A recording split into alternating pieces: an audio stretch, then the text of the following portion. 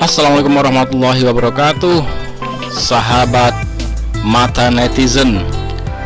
Oke teman-teman, pada video kali ini saya akan mencermati ini sebuah mobil Mercedes E-Class ya. Ini dirakit di Bogor. Nah, rakitan Indonesia. Nah, saya akan mengkulik nih ya, sekilas tentang perakitan warna herang Bogor. Oke. Mungkin beberapa orang melihat ini, wah keren, mobil rakitan anak bangsa, rakitan Indonesia, dirakit di Bogor di Wana Herang ya, mungkin merasa bangga Indonesia merakit mobil sendiri. No ya, saya akan melihat dari sisi yang sebaliknya. Saya akan melihat bahwa ini sama sekali nggak ada keren-kerennya, sama sekali ya, sama sekali nggak ada hebat-hebatnya. Oke, seperti apa alasan saya nanti mungkin akan banyak yang kontroversi.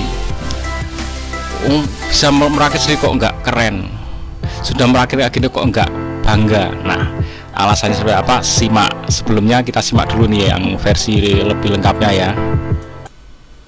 Hari Selasa 24 Mei 2016, Mercedes-Benz Indonesia resmi membuka lini produksi baru di pabriknya di Desa Wana Herang, Kecamatan Gunung Putri, Kabupaten Bogor, Jawa Barat.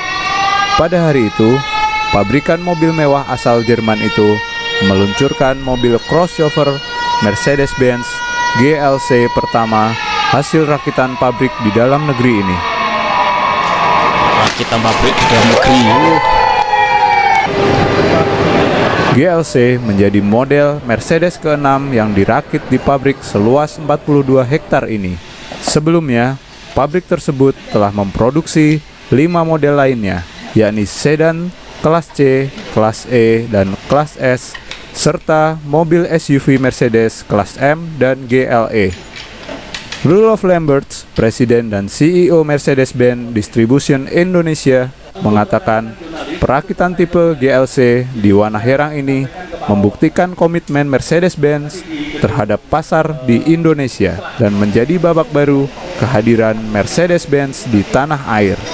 Menurut dia, tahun lalu Mercedes-Benz berhasil menjual sebanyak 3.287 unit mobilnya di Indonesia atau naik 9,6% dibanding tahun 2014. Selain itu, Mercedes juga menguasai 46,8% pangsa pasar mobil premium di Indonesia.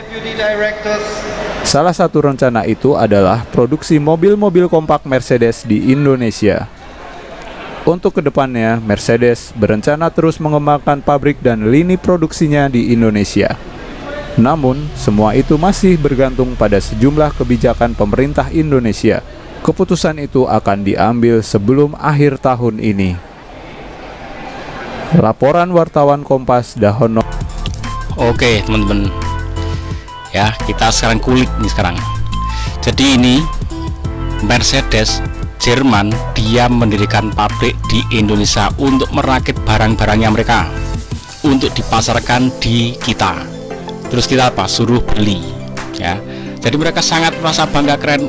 Aku punya Indonesia, udah aku pegang. Indonesia udah aku pegang, udah aku taruh pabrik di sana. Udah, rakyat tinggal beli. Ya. Nah, kalau seperti ini apa kerennya? Kerennya di mana? Merakit itu kerennya di mana? Ini kalau saya ambil ini seperti ini ya. Ini cuma rakit-rakit aja.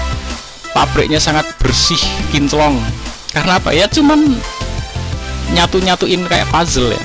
Bendanya udah jadi, dibikin di Jerman, kirim ke sini, tinggal nyatu-nyatuin. Saya ambil misalkan seperti anak kita yang masih balita, mungkin umur 2 atau 3 tahun. Kasih aja puzzle, dia bisa nandain ini, sini, sebelah sini warna yang sama, disatukan, jadilah puzzle-nya itu sesuai yang dirancang. Nah, tapi untuk membuat puzzle-nya itu sendiri, apakah anak TK mampu?